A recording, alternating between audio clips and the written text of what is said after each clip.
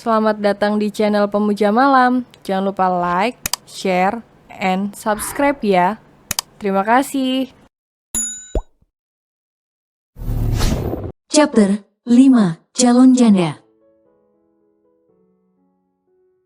Ceka, maksa banget sih. Iya, makasih. Ini nggak apa-apa buat aku elapin ke ingus aku? Seloroh mentari sambil menaik turunkan alisnya. Silahkan aja, tapi nanti harus diganti. Gampang itu mah, bukan dengan sapu tangan seperti itu lagi. Hah, emangnya harus ganti pakai apa? Nantilah. Aku pikir dulu mau minta ganti pakai apa. Ceka, dia yang nawarin, dia yang minta ganti. Dasar nggak ikhlas. Gerutu mentari membuat Jervario mengulum senyum. Sudah ini mau kemana? Tanya Jervario sambil berjalan mengiringi mentari menuju mobil mereka. Mau ke Royal Hotel, malas pulang, sahutnya seraya terkekeh. By the way, makasih ya udah mau minjamin. Itu, dada kamu untuk aku nangis tadi. Cicit mentari dengan wajah memerah. Ia baru merasa malu karena telah menangis di dada pria lain. Ia tak pernah seperti ini sebelumnya. Dada yang pernah ia peluk hanyalah dada suaminya seorang, tak ada yang lain.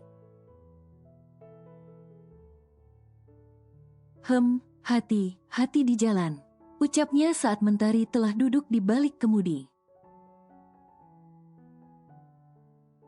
Mentari pun segera menyalakan mobilnya.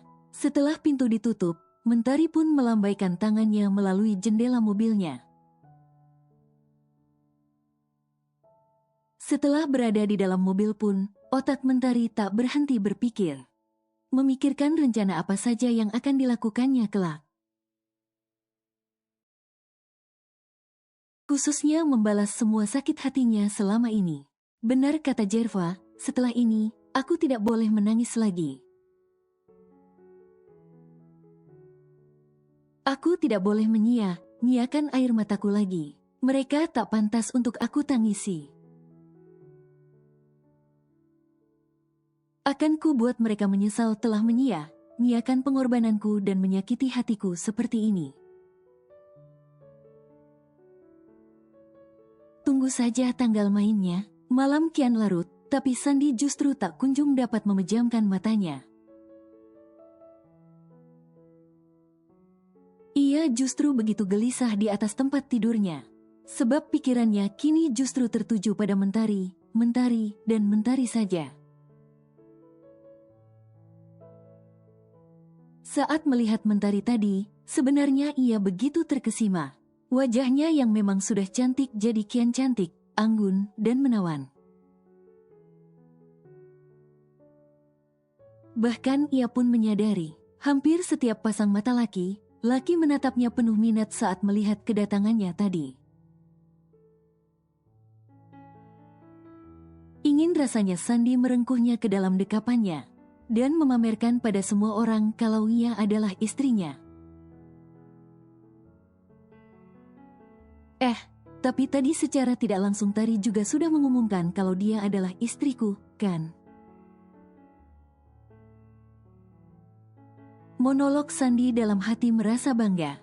Kecantikan mentari memang tak dapat ia pungkiri.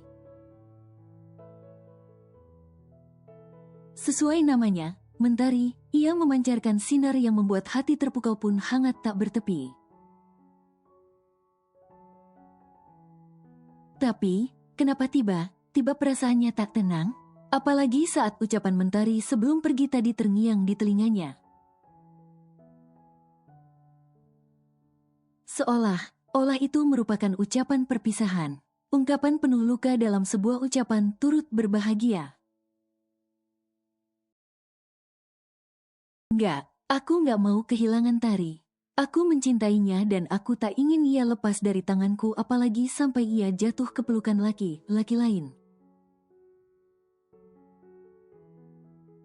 Tidak, itu tidak boleh.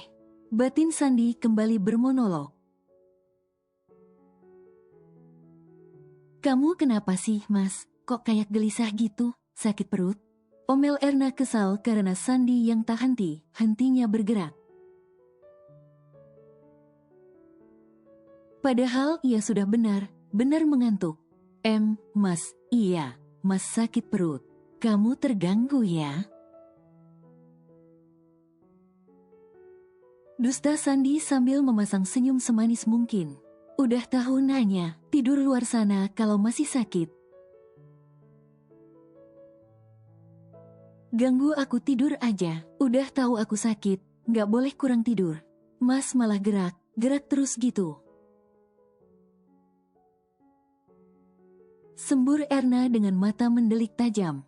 Ah, ya udah, kalau begitu, Mas keluar dulu deh. Ujar Sandi yang gegas beranjak keluar setelah sebelumnya menyambarnya ponselnya terlebih dahulu.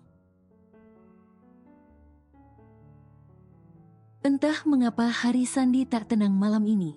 Sandi khawatir terjadi sesuatu pada istrinya itu. Ia pun berinisiatif menghubunginya.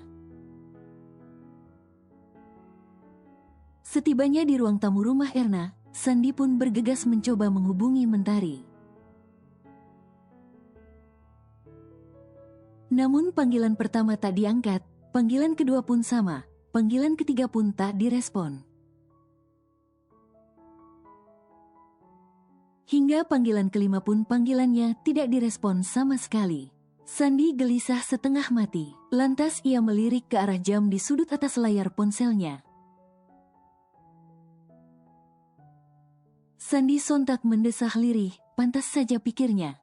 Sebab kini jarum jam sudah menunjukkan pukul 1 dini hari. Wajar saja Mentari tidak mengangkat panggilannya sebab istrinya tersebut pasti sudah tidur pikirnya.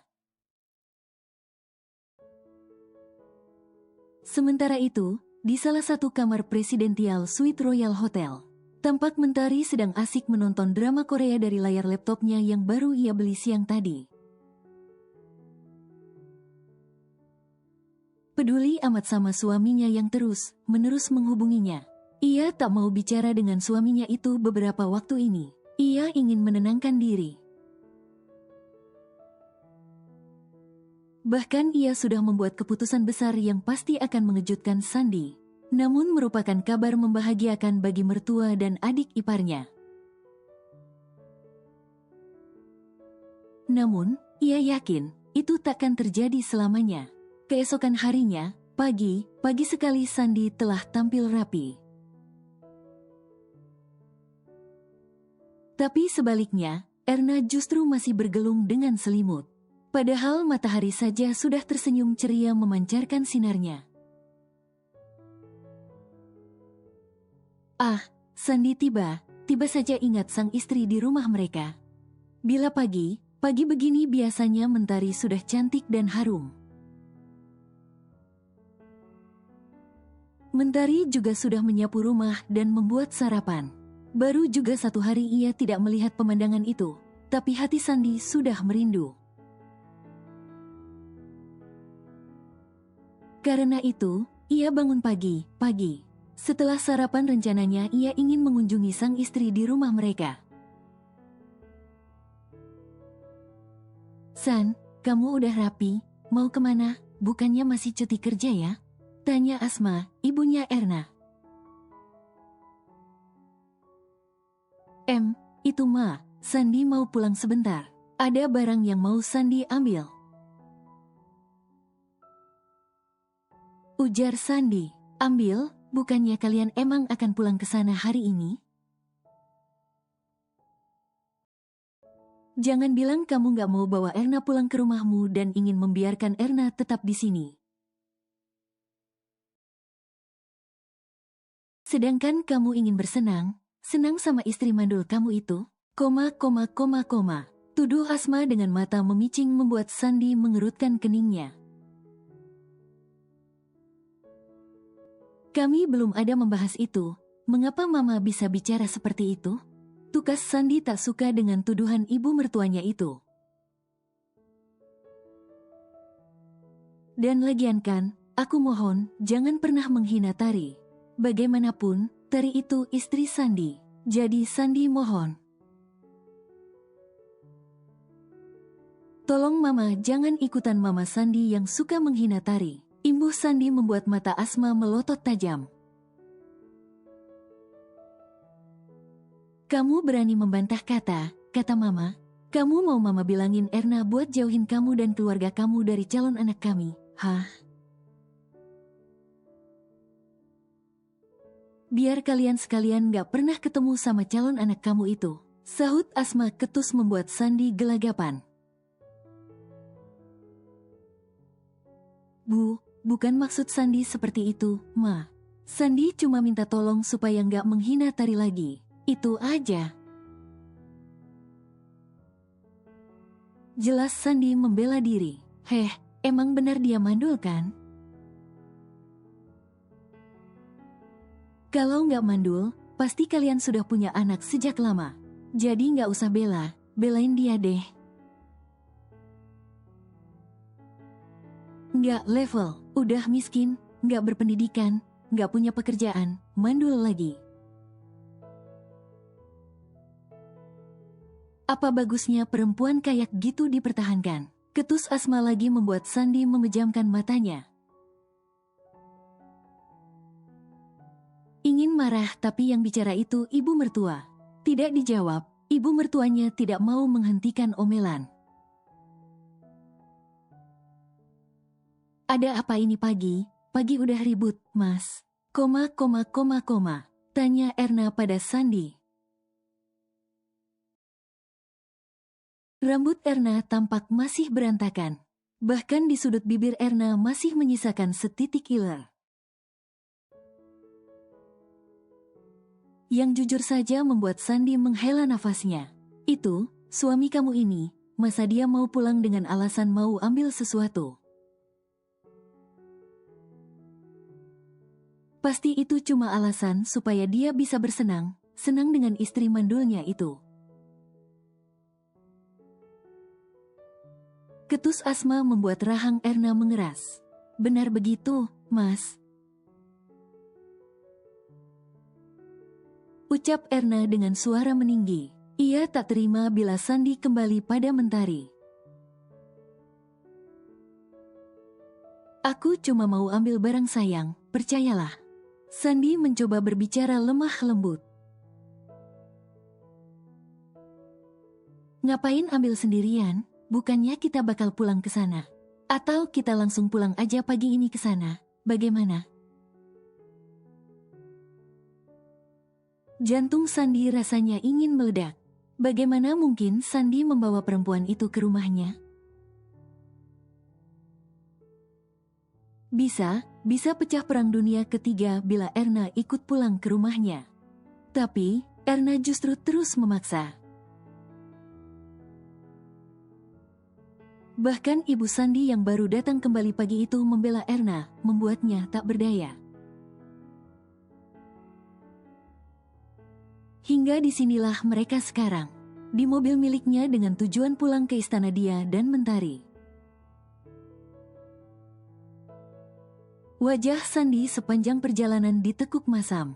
Ia tak dapat membayangkannya bagaimana reaksi Mentari nanti saat melihat kepulangannya ditemani Erna. Bisa benar terjadi pertumpahan darah di rumahnya nanti. Namun ternyata, bukannya pertumpahan darah yang terjadi, melainkan kebingungan Sandi sebab ternyata Mentari tak kunjung pulang. Hingga hari berganti pun Mentari tak kunjung memunculkan batang hidungnya. Membuat benak Sandi bertanya, di mana Mentari sebenarnya berada? Duh, kesiangan lagi. Gerutu Sandi saat membuka mata ternyata jarum jam sudah menunjukkan hampir pukul 7. Tanpa mempedulikan Erna yang masih terlelap dalam tidurnya, Sandi pun bergegas masuk ke dalam kamar mandi dan menyelesaikan kegiatan mandinya. Erna, bangun, bukannya kamu udah mulai kerja lagi hari ini? Sandi guncang tubuh Erna agar segera bangun. Emang ini udah jam berapa, Mas? Tanya Erna yang masih menggeliat dengan mata terpejam.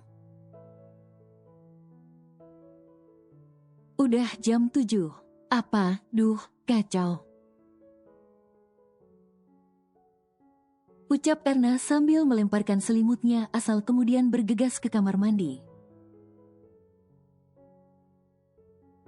Kini keduanya telah bersiap. Setibanya di meja makan, Sandi terpaku. Ada sesuatu yang berbeda yang kini ia rasa. Meja makan kosong, rumah kotor dan berantakan, pun piring kotor berserakan. Sandi tercenung memikirkan kemana istrinya sebenarnya. Mengapa ia tiba saja menghilang? Erna, apa kamu gak bisa bangun lebih pagi, bersih rumah, dan siapin sarapan? Ujar Sandi sambil menatap lekat wajah Erna. Mas, aku kan harus kerja, mana mungkin sempat ngerjain itu?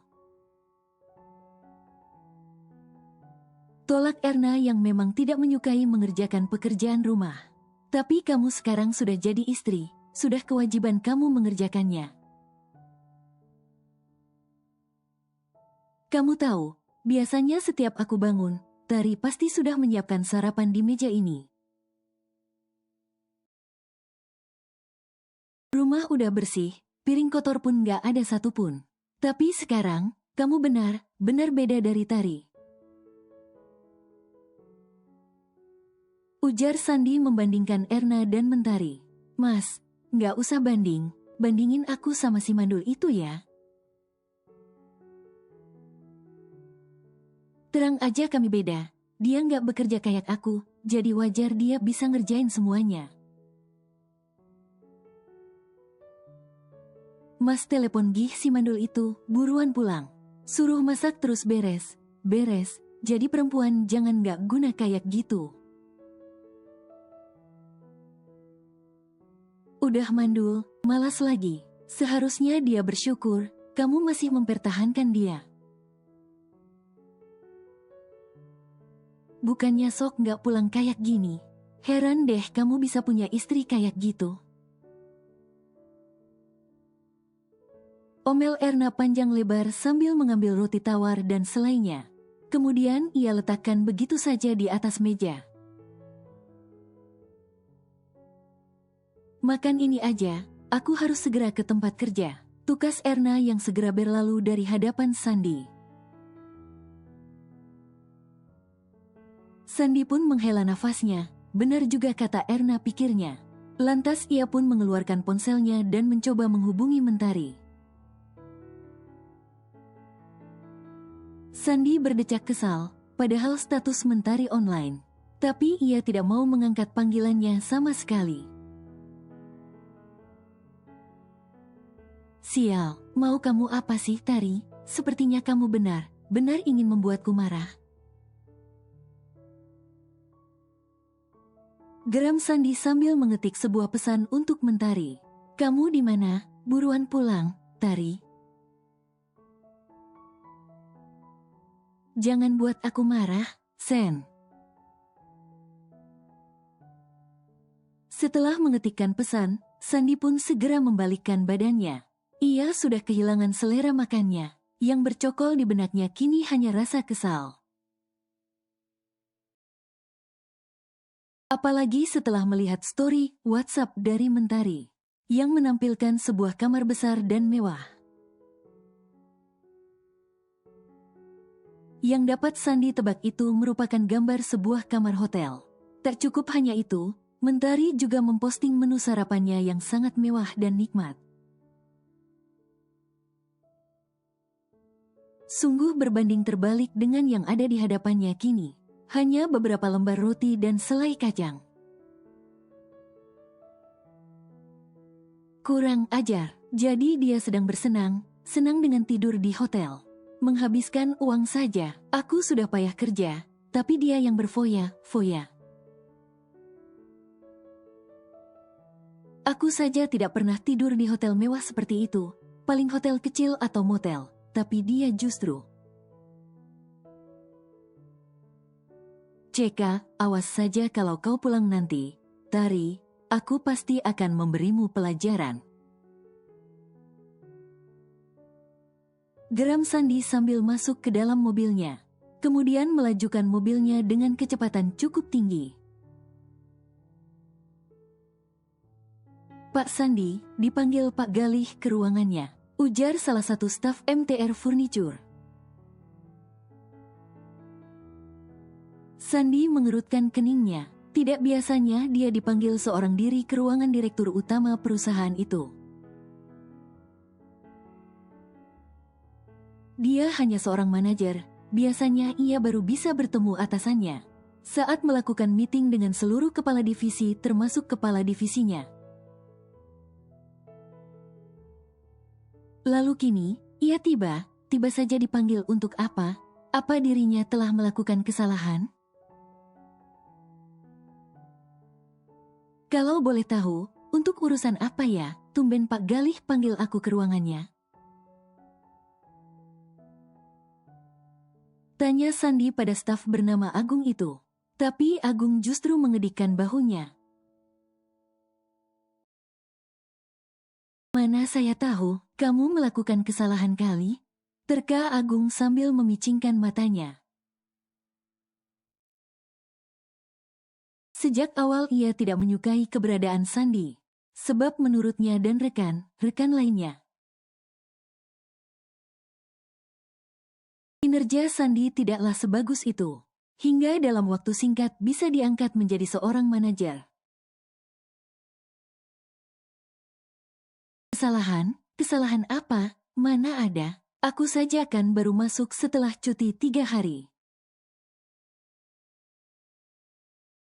Ya sudah kalau begitu saya langsung ke ruangan Pak Galih aja. Siapa tahu, aku dipanggil untuk naik jabatan. Seloroh Sandi membuat Agung memutar bola matanya jengah. Tok, tok, tok. Masuk, seru seseorang dari dalam ruangan yang didominasi warna abu dan hitam itu. Selamat pagi, Pak. Apa benar Bapak memanggil saya? Tanya Sandi. Duduk, tukas Galih datar dan dingin. Kemudian ia menutup layar laptopnya dan melipat kedua tangannya di depan dada. Sandi pun segera duduk berseberangan dengan Galih.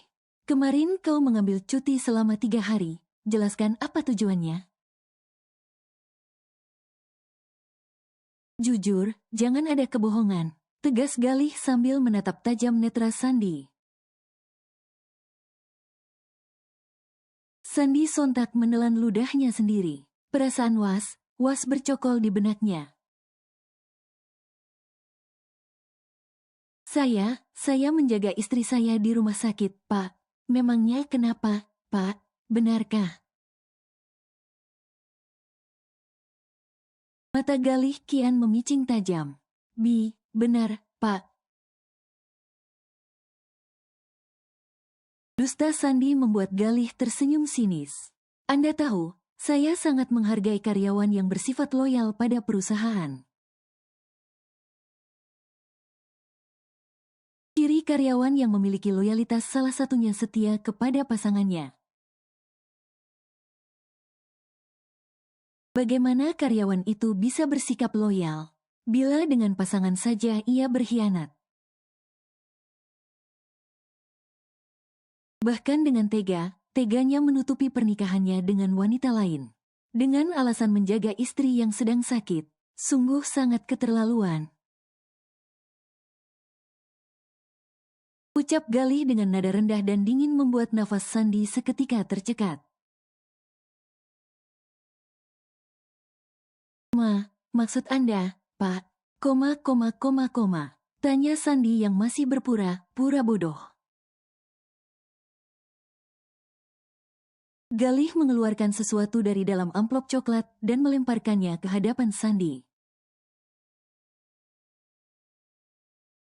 Langsung saja, seketika bumi Sandi seakan berhenti berputar. Masih ingin berkelit, Pak Sandi?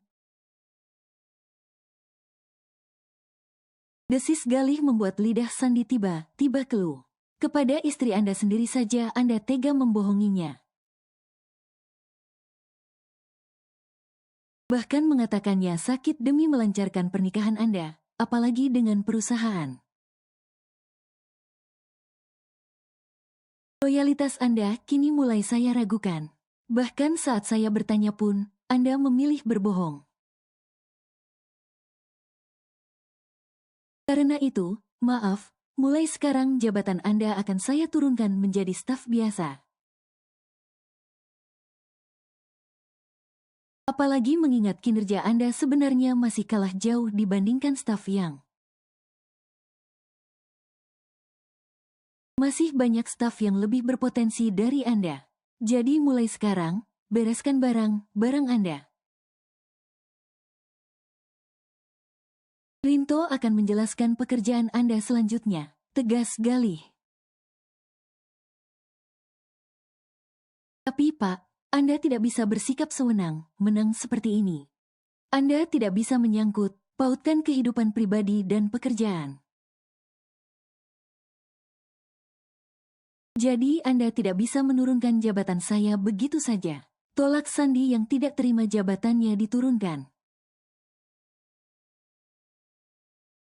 Mengapa tidak? Sifat tidak setia Anda memang menjadi penguat alasan. Tapi bukankah saya sudah katakan tadi? Alasan lainnya adalah kinerja Anda masih di bawah staf yang lain. Mungkin ini saatnya saya mengangkat staf yang sesuai dengan kemampuannya. Bila selama ini saya mengangkat Anda karena permintaan seseorang, tapi karena seseorang itu tidak ingin lagi membantu Anda. Jadi saya punya kuasa penuh untuk menurunkan jabatan Anda dan menggantikannya dengan yang lebih berpotensi dan berkualitas tentunya. Gas Galih tanpa bantahan. Kalau Anda tidak terima, Anda silahkan keluar dari perusahaan ini, bereskan. Imbuh Galih sambil menyeringai. Wajah Sandi mendadak pucat pasi. Bagaimana mungkin ia keluar dari perusahaan ini? Bisa bekerja di sini saja merupakan sebuah keberuntungan baginya. Tapi tiba Sandi berpikir, ia teringat kata Galih barusan. Galih mengangkatnya karena permintaan seseorang, tetapi siapa? Seberapa berkuasa dia sehingga bisa meminta atasannya untuk mengangkat jabatannya?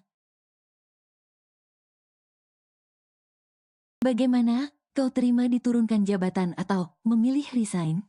Baik, Pak, saya akan terima keputusan Anda yang menurunkan jabatan saya. Walaupun ini terkesan semena-mena, sahut Sandi dengan nada kesal membuat Galih berdecih mendengarnya. Ri, katanya lu mau beli mobil baru kan? Showroom Jerva ngadain pameran mobil tuh. Mayan, ada diskon gedean juga. Mau ke sana? Kalau iya, entar gue temenin deh. Siapa tahu lu bisa dapat diskon spesial.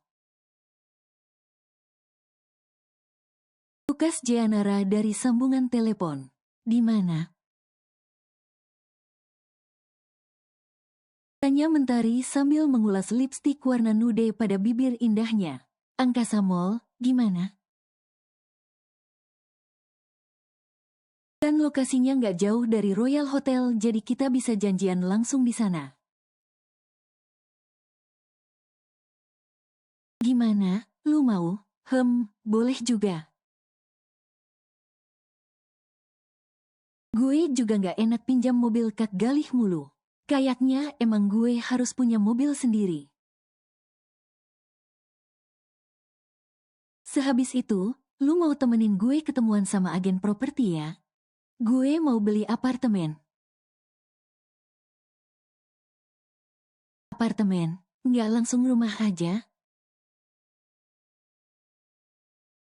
Nggak, apartemen aja. Langsung ada sistem keamanannya. Nggak pakai ribet sama kejulidan para tetangga juga. Maklumlah, aku kan calon janda. Kalau banyak tetangga, males kalau ada yang tiba julid. Kan tinggal sendiri juga, gimana? Bisa? Oke deh. Tapi lu udah yakin mau gugat cerai laki lu? Tanya Jeanara memastikan. Bukan hanya yakin, tapi amat sangat yakin. Ogah deh gue di madu. Apalagi dengan cara busuk seperti ini, najis. Pungkas Mentari penuh keyakinan. Ini Mentari telah tiba di Angkasa Mall. Pak Rudi masih setia mengantar jemput Mentari sesuai titah majikannya. Padahal Mentari telah menolak, tapi kakaknya tetap memaksa. Akhirnya ia hanya bisa menerima. Untuk sementara waktu ini memang ia membutuhkannya. Terima kasih ya, Pak. Bapak pulang aja, entar Tari pulang diantar Jea. Tukas Mentari setibanya di Angkasa Mall. Oh, baiklah, Non. Kalau begitu, saya pulang dulu, Non. Permisi. Hati, Pak. Ucap Mentari sambil tersenyum membuat Pak Rudi ikut tersenyum. Adik majikannya ini bukan hanya cantik, tapi sangat baik dan ramah. Bodoh sekali suaminya menduakan Mentari, pikirnya. Entah dapat keyakinan dari mana. Pak Rudi yakin kalau suami Mentari pasti akan menyesal di kemudian hari. Riri, pekik Jeanara sembari turun dari mobil. Saat ia melihat Mentari baru saja hendak masuk ke dalam Angkasa Mall. Mentari pun segera membalikkan tubuhnya kemudian melebarkan senyum. Saat melihat keberadaan sang sahabat, Bumil bisa pelan dikit nggak sih? Bisa aku dijewer Mas Abdi nggak bisa jagain istrinya. Padahal istrinya aja kalau apa suka nggak sabaran. Ketus Mentari karena melihat Jeanara turun dari mobil dengan gerakan begitu cepat. Mentari yang melihatnya saja meringis. Takut tiba Jeanara jatuh terjerembab karena kurang hati-hati. Hehehe, sorry. Tahu sendirilah. Aku sukanya satset. Kekeh Jeanara membuat Mentari berdecak. Karena ia tahu begitulah sifat Jeanara yang suka tidak sabaran. Ya. Ngomong udah makan belum? Udah sih, tapi kayaknya gue lapar lagi deh. Makan dulu boleh. Makan apa? Apa ya kira? Jeanara nampak berpikir sambil menoleh ke kanan dan kiri. Tom yam aja gimana? Tom yam, boleh juga deh. Sambut Mentari yang langsung mengikuti langkah Jeanara ke salah satu kedai yang menjual tom yam. Ri, lu butuh kuasa hukum gak? Kuasa hukum? Ya, buat mempermudah proses gugatan cerai lu, Ri. Siapa tahu butuh, kalau iya, papa gue punya kenalan firma hukum ternama kalau lu mau. Enggak deh kayaknya, gue yakin, semua bakal lancar jaya aja. Kecuali mereka tahu siapa gue, mungkin baru gue butuh. Sementara, biarkan mereka di atas angin dulu deh, J. Kalau gue udah resmi bercerai, baru deh gue benar-benar bertindak.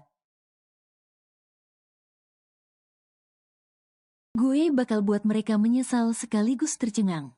Karena udah ngehina gue selama bertahun-tahun. Mereka nggak mikir, emangnya gaji Mas Sandi itu berapa sih sampai bisa beli ini itu? Belum lagi memenuhi semua kebutuhan dan keinginan mereka. Ah, beruntung mobil safety gue beli kredit. Rumah mama mertua juga ambil KPR. Biarin aja nggak usah bayar, biar pas ditagih pada mumet mereka. Belum lagi tagihan ini itu keluarga mereka. Jabatan Mas Sandi juga udah diturunin lagi, gajinya berarti UMR dong. Hahaha, kali gue jahat boleh nggak sih? Itu namanya bukan jahat, Ri, hanya menegakkan keadilan. Hahaha. Selepas makan, Jeanara pun mengajak Mentari ke pameran mobil yang diselenggarakan J Showroom. Mobil yang dipamerkan di pameran ini merupakan mobil mewah dunia. Mulai dari Bugatti, Koenigsegg, Rolls-Royce, hingga Pagani Huayra. Kecintaannya pada dunia otomotif khususnya roda 4 lah yang membuat saudara kembar Jeanara itu membuat showroom khusus menjual mobil mewah kelas dunia. Mobilnya keren semua ya. Berlebihan nggak ya kalau gue beli satu dari mobil ini? Gumam Mentari sambil mengamati satu persatu spesifikasi mobil yang dijual di showroom milik Gervario itu. Ya enggak lah, Ri. Kapan lagi lu senang dan menikmati jerih payah lu selama ini, Ri, kalau enggak sekarang. Sudah cukup lu hidup sederhana dan dicemooh. Sekarang saatnya lu bangkit. Sejujurnya gue salut sama lu bisa bangun perusahaan dari nol. Gue jadi ingat gimana perjuangan lu jadi TKW saat di Malaysia. Buat ngumpulin modal buat bangun usaha di sini, sambil kuliah juga sampai kurang tidur, kurang istirahat. Tapi lu pantang nyerah. Belum lagi lu masih mesti kirimin duit buat si Sontoloyo kuliah. Giliran udah bertitle, keluarganya mencemooh lu. Mentang lu udah nggak kerja lagi. Dasar, nggak tahu diri dan nggak tahu makasih. Benar lu, gedek banget gue setiap ingat mereka. Omel Jeanara.